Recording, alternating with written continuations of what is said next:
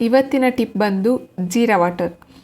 So first ಒಂದು ಪಾತ್ರೆಗೆ ಒಂದು ಗ್ಲಾಸ್ ನೀರು ಹಾಕ್ಕೊಂಡು ಒಂದು ಸ್ಪೂನ್ ಜೀರಿಗೆ ಹಾಕೋತೀನಿ. ಒಂದು 5-10 ನಿಮಿಷ ಕುದಿಸಿದ್ರೆ ಸಾಕು. ಅಂದರೆ ಒಂದು ಗ್ಲಾಸ್ ನೀರು ಹಾಕಿದರೆ ಒಂದು 3/4 ಗ್ಲಾಸ್ ನೀರು ಬರೋವರೆಗೂ ಕುದಿಸಿದ್ರೆ ಸಾಕು. ಅದಾದಮೇಲೆ ಅದನ್ನ ಸ್ಟ್ರೈನ್ ಮಾಡಿಕೊಂಡು ಕುಡಿದ್ರೆ ಆಯಿತು. ನೀವು ಮಾರ್ನಿಂಗ್ ಆದರೂ ಕುಡಿಬೋದು ಅಥವಾ ಮಲ್ಗೋಕ್ಕೆ ಮುಂಚೆ ನೈಟ್ ಆದರೂ ಕುಡಿಬೋದು. ಹಾಸ್ಟೆಲಲ್ಲಿರೋರಿಗೆ ಯಾಕೆ ಈ ಟಿಪ್ ಅಂತ ಅಂದರೆ, ಯೂಶ್ವಲಿ ಹಾಸ್ಟೆಲ್ ಫುಡ್ಸ್ ತಿಂದರೆ ತುಂಬ ಜನಕ್ಕೆ ಗ್ಯಾಸ್ಟ್ರಿಕ್ ಆಗ್ತಾ ಇರುತ್ತೆ, ಇಂಡೈಜೆಷನ್ ಅಂತ ಅನ್ನಿಸ್ತಾ ಇರುತ್ತೆ. ಸೊ ಅವರಿಗೆ ಈ ಟಿಪ್.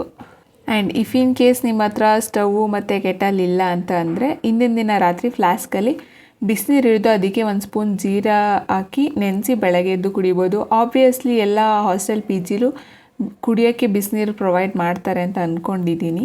ಇವತ್ತು ಸುತ್ತೂರು ಜಾತ್ರೆ ತೇರಿರೋದ್ರಿಂದ JCS ಇನ್ಸ್ಟಿಟ್ಯೂಷನ್ ಎಲ್ಲರಿಗೂ ರಜಾ ಇರುತ್ತೆ. ಸೊ ನಮಗೂ ಇವತ್ತು ರಜಾ ಇದೆ.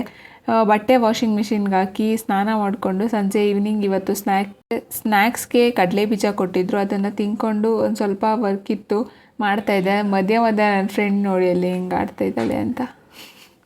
ಮಿಸ್ ಮೆಂಟಿಲ್ ನೆಕ್ಸ್ಟ್ ವಿಡಿಯೋ. ಜೈ ಮೋದಕವಾಲ.